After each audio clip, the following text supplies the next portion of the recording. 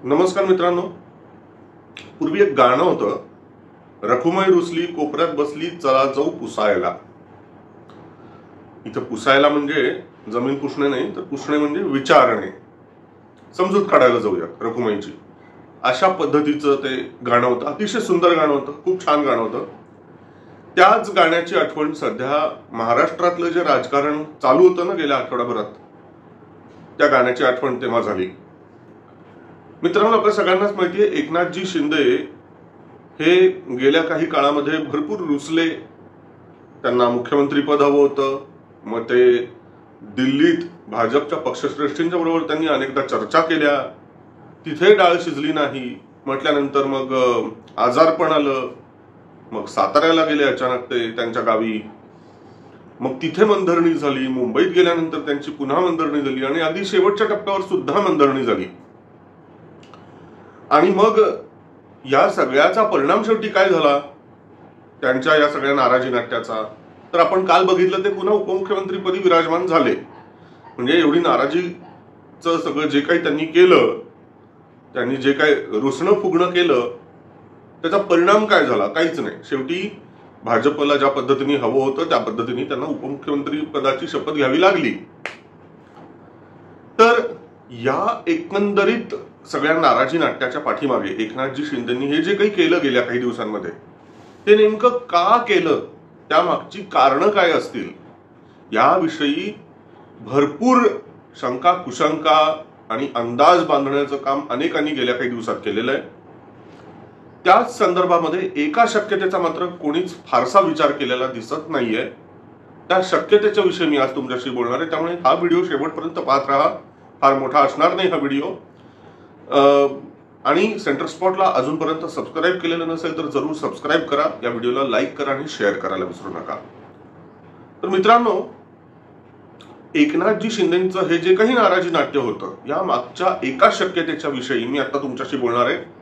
थेट to the point बोलणार.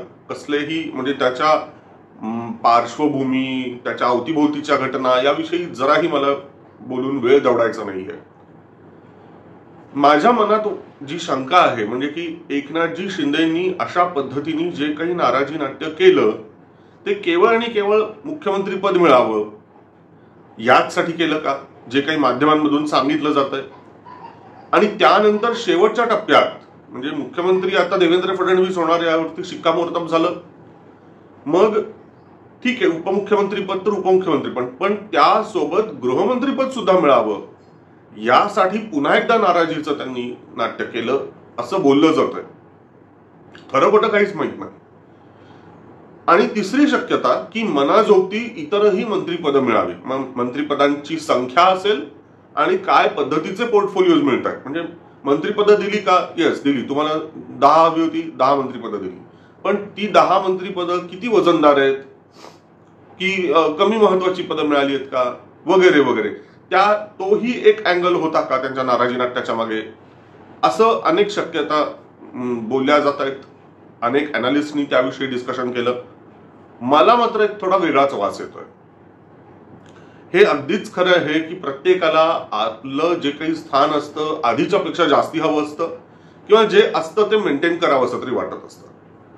आणि हे विसरता कामा नये की एकनाथजी शिंदे एक पक्ष चालवत आहेत, ते एका पक्षाचे प्रमुख आहेत. मात्र इथे एक दुसराही अँगल आहे, तो म्हणजे एकनाथजी शिंदे किती जरी वाटत असलं तरी ते स्वबळावरचे पक्ष चालवणारे नाहीयेत. सगळ्या जगाला माहिती आहे की त्यामागे महाशक्ती आहे, आणि ती महाशक्ती म्हणजे भाजपची महाशक्ती आहे. त्यामुळे जर एकनाथजी शिंदे पहिल्यांदा जेव्हा मुख्यमंत्री बनले 2.5 वर्षापूर्वी, त्यावेळेला जर ते भाजपच्या ताकदीवरती मुख्यमंत्री बनले, तर मग या नाराजी नाट्याच्या मागे सुद्धा भाजप होती का, एक शंका घ्यायला जागा आहे. म्हणजे थोडक्यात भाजप आणि एकनाथजी शिंदे यांनी ठरवून करून हे नाराजी नाटक उभं केलं होतं का, वठवलं होतं का?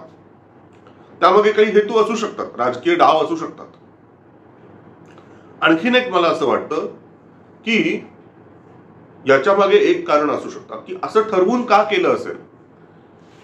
एक लक्षात घ्या, राजकारणामध्ये कुठलीही कृती ही विनाकारण केली जात नाही. उच्चारलेला कुठलाही शब्द हा उगाचच उच्चारला जात नाही. त्यामागे काहीतरी कारण असतं, काहीतरी हेतू असतो. शक्यतो राजकारणातल्या ज्या चाली असतात आणि जे काही डावपेच असतात ते कसे असतात, असे सरळसोट नसतात. आपण एक डावपेच जर टाकला तर एका दगडात कमीत कमी 2-3 पक्षी मारले जायला पाहिजेत. म्हणजे 2-3 टार्गेट्स असतात शक्यतो, एक टार्गेट असत नाही. जर एखाद्या कृतीला टार्गेट फक्त एकच असेल तर तो राजकीय डावपेच नसतो. राजकीय डावपेच तो असतो की तुमच्या एका चालीतून 3 शक्यता, कमीत कमी 2 शक्यता तरी असायला हव्यात. 2 पॉसिबिलिटीज, 2 अचिव्हमेंट्स, 2 टार्गेट्स असावे लागतात. म्हणजे थोडक्यात काय, तर त्या चालीमुळे जर एक टार्गेट सिद्ध झालं नाही तर निदान दुसरं तरी टार्गेट अचीव करता यायला पाहिजे. हा त्याच्या मागचा हेतू असतो. नाहीतर काय होतं, एक चाल रचली त्याच्यावरनं फक्त टार्गेट एकच जर असेल तर, आणि ते जर टार्गेट तुमचं अचीव नाही झालं तर ती तुमची चाल फेल होते. हे त्याच्या मागचं साधं लॉजिक आहे. म्हणून शक्यतो जो पट्टीचा राजकीय खेळाडू असतो, आणि हे अगदी बुद्धिबळामध्ये सुद्धा लागू होतं, एका चालीतून कमीत कमी 2-3 असे टार्गेट्स डोळ्यापुढे ठेवायला हवे असतात, ठेवावे लागतात, तर तुम्ही यशस्वी होता. तसं पाहायला पाहिजे की एकनाथजींच्या या नाराजी नाट्याच्या मागे किती किती कुठली कुठली टार्गेट्स होते. आणि त्यातलं मला सगळ्यात प्रबळ एक टार्गेट वाटतं ते म्हणजे, एक लक्षात घ्या, जेव्हा तुम्ही एक पक्ष चालवता आणि अशी कल्पना करा की एकनाथजी शिंदेंनी नाराजी नाट्य केलं नाही आणि ज्या तडफेनी, ज्या स्पीडनी अजितदादांनी सांगून टाकलं की मी तरी मात्र घेतो बरं का उपमुख्यमंत्रीपद, आपण काही दिरंगाई करत नाही, आपला काही प्रॉब्लेम नाहीये. तर अजितदादांचं स्टेचर वेगळं आहे. ते गेल्या 25-30-35 वर्ष राजकारणात इथं आहेत, महाराष्ट्राच्या मुरब्बी राजकारणी आहेत. तसे एकनाथजी शिंदे पण आहेत. पण अजितदादांचं जे स्थान एनसीपी मध्ये आहे, नेक्स्ट टू शरद पवार, की ट्राईड अँड टेस्टेड असं ते नेतृत्व आहे. त्यामुळे एनसीपीतले जे काही नेते आहेत मोठमोठाले, त्यांना काहीच ऑब्जेक्शन नाही अजितदादांच्या नेतृत्वाच्या वरती. सो अजितदादा हे अतिशय, त्यांच्या स्थानाला काही धक्का नाहीये. आणि अजितदादा सांगतील ती पूर्व दिशा, अशा पद्धतीचे इतर नेते एनसीपी मध्ये आहेत, मोठ्या संख्येने आहेत. ही अवस्था एकनाथजींच्या शिवसेनेमध्ये आहे का माहिती नाही, कारण आता फक्त 2.5-3 वर्षच होत आहेत. दुसरी गोष्ट अशी की ज्या वेळेला कोॲलिशन सरकार असतं, गठबंधनचं सरकार असतं, त्यावेळेला सरकार बनवताना पाठिंबा दिल्यानंतर आपल्या वाट्याला मंत्रिपद किती येत आहेत आणि कुठल्या कुठल्या पोर्टफोलिओज मिळतात आपल्याला, याच्यामध्ये खूप रसिकेच असते, तुम्हाला माहितीच आहे सगळ्यांना. मग त्या परिस्थितीमध्ये जी काही मंत्रिपदं मिळतात ती मिळाल्यानंतर सुद्धा त्या स्थानी बसलेला जो मंत्री असतो तो असमाधानी असतो, की कारण त्याला मनाजोगतं मंत्रिपद मिळालेलं नसतं. मग तो त्याचा जो राग असतो तो पक्षश्रेष्ठीकडे व्यक्त करत असतो. म्हणजे हे मी बंद दाराआडचं म्हणतो, कॅमेऱ्याच्या पुढे नाही. कॅमेऱ्याच्या पुढे ते मित्रपक्षांच्याकडे बोट दाखवणार, म्हणजे भाजपच्याकडे बोट दाखवणार. पण कॅमेरा बंद असताना, नॉर्मल चर्चा करताना ते पहिला ब्लेम कोणाला देणार, तर पक्षश्रेष्ठी, स्वतःच्या पक्षश्रेष्ठींच्या वरती ब्लेम करणार की यार तुम्ही नीट बार्गेनिंग केलं नाही, तुम्ही नीट ताणून धरलं नाही, त्याच्यामुळे हे असलं मंत्रिपद मिळालं, हे फालतू मंत्रिपद मिळालं. याहून चांगलं पोर्टफोलिओ आम्हाला मिळायला पाहिजे होता, किंवा आमचं सोडा, निदान एकनाथजी तुम्हाला तरी चांगलं मंत्रिपद मिळायला पाहिजे होतं. बघा त्यांनी नुसतंच तुम्हाला उपमुख्यमंत्री केलं, तुम्हाला गृहमंत्री केलं नाही, असं काहीतरी सांगून काड्या करणारे आणि सतत असमाधानी असणारे अशा पद्धतीचे नेते सर्वत्र असतात. नेतेच कशाला, तुम्ही आम्ही सगळेजण असतो. ज्यांना मंत्रिपद मिळत नाही असे सुद्धा बोलत राहतात की यार आम्हाला मंत्रिपद मिळालं नाही, 10च मंत्रिपदं मिळाली, थोडंसं अजून ताणून धरायला हवं होतं, 12 मिळाली असती, 15 मिळाली असती, आमचा जॅक लागला असता, आमचा नंबर लागला असता मंत्रिपदामध्ये, एकनाथजी तुम्ही कमी पडलात, असं बोलायला हे कमी करत नाही. बरं, हे नॅचरल आहे, तुम्ही आम्ही सगळे अशा पद्धतीने वागतोय. मी जे म्हणतोय ना ते का म्हणतो माहितीये का, साधं कोथिंबिरीची जुडी आणायला सुद्धा जर का 2 बायका बाहेर रस्त्यावरती गेलेल्या असेल बाजारात, तर एक बाई म्हणते तुम्हाला कितीला पडली हो, ती म्हणेल मला 20 रुपयाला पडली. ती दुसरी बाई म्हणेल 20 रुपयाला, अरे बापरे मला तर मिळाली 17 रुपयाला. झालं. म्हणजे दाखवून द्यायचं असतं त्या 17 रुपयामध्ये जिनी कोथिंबीरीची जुडी मिळवलेली असते तिला दाखवून द्यायचं असतं की तू कशी कमी पडलीस, तुला कसे 3 रुपये जास्त द्यावे लागले कोथिंबीरीला, म्हणजे तू बार्गेनिंग करण्यात कशी कमी आहेस, म्हणजे मी किती भारी आहे. प्रत्येकाला हे दाखवून द्यायचं असतं. म्हणजे राजकारण जे असतं ना मित्रांनो ते सर्वत्र चालत असतं, फक्त राजकारणात राजकारण चालत नसतं. हीच परिस्थिती कोॲलिशन सरकारमध्ये पण आहे. शिंदे सेनेच्याकडे जी काही मंत्रिपद येतील, अगदी धरून चाला 10 नाही चांगली 20 जरी मिळाली ना तरी हे जे असमाधानी लोक असतात ते म्हणत राहणार काय शिंदे साहेब 20च मिळाली, 25 मिळायला हवी होती, तुम्ही थोडं ताणून धरायला हवं. कितीही एक्स आकडा हा शिंदे सेनेच्या वाट्याला आला तरी हे जे ज्यांना मंत्रिपद मिळणार नाही ते असमाधानीच राहणार. कॅमेऱ्याच्या पुढे पत्रकारांच्या पुढे ते म्हणणार भाजप किती वाईट आहे, संघ किती वाईट आहे, देवेंद्र फडणवीस किती वाईट आहेत, वरती मोठा भाई किती वाईट आहेत, या सगळ्यांच्यामुळे आम्हाला 20च मिळाली मंत्रिपद असं ते बोंबलत फिरणार. मात्र कॅमेरा बंद पत्रकार आउट म्हटल्यानंतर ताबडतोब पहिला मोर्चा एकनाथजी शिंदे. शिंदे साहेब तुम्ही ताणून धरायला हवं होतं, तुम्ही बार्गेनिंग करायला हवं होतं, त्यात तुम्ही कमी पडलात त्याच्यामुळे 20च मिळाले फक्त. किती एक्स आकडा जेवढेकडे मिळाले. हे असं होऊ नये हा सगळा रोष एकनाथजींनी, म्हणजे एकनाथजी हे मुरब्बी राजकारणी आहेत, त्यांनी ओळखलेलं आहे.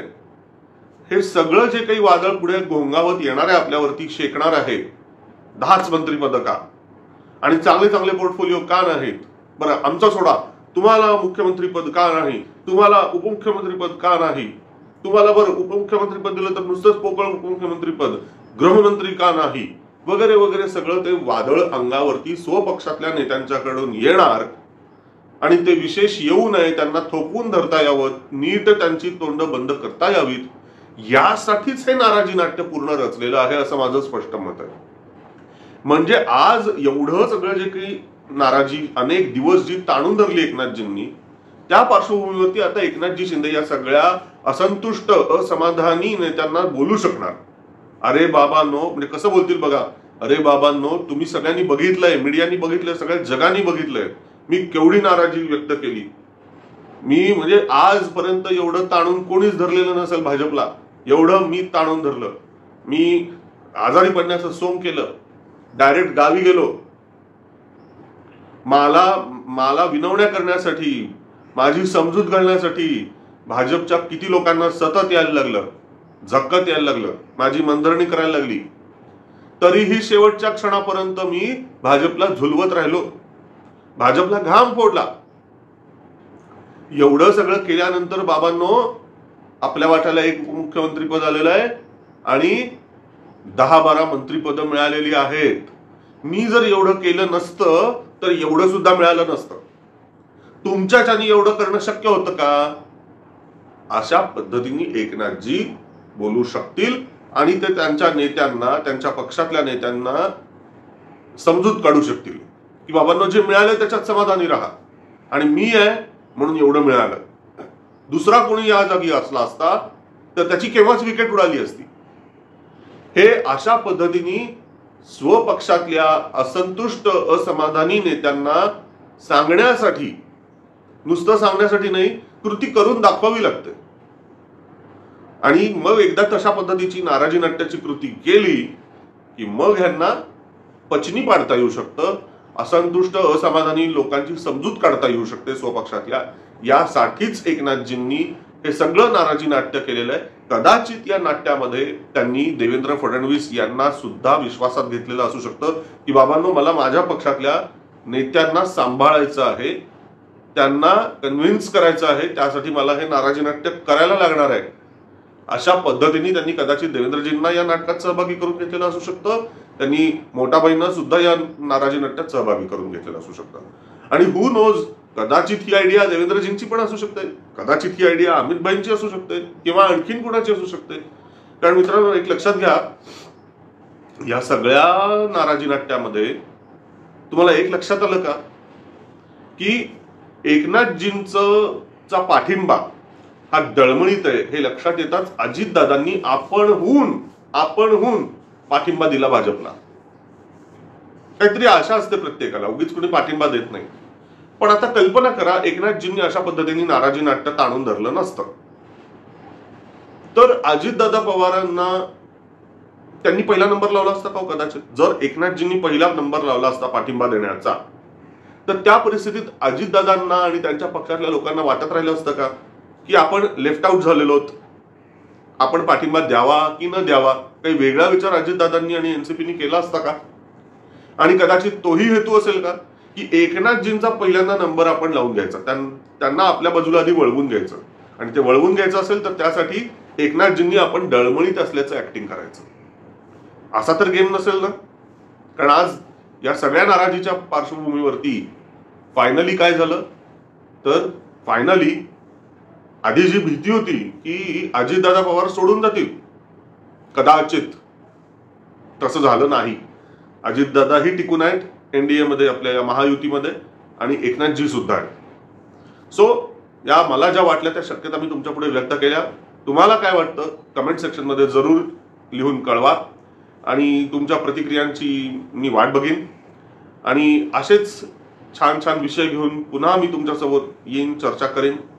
आणि तोपर्यंत बघत राहा सेंटर स्पॉट, व्हिडिओ बघत राहा, लाईक करत राहा, आणि अजून सबस्क्राईब केलं नसेल तर जरूर सबस्क्राईब करा. धन्यवाद. जय हिंद. वंदे मातरम.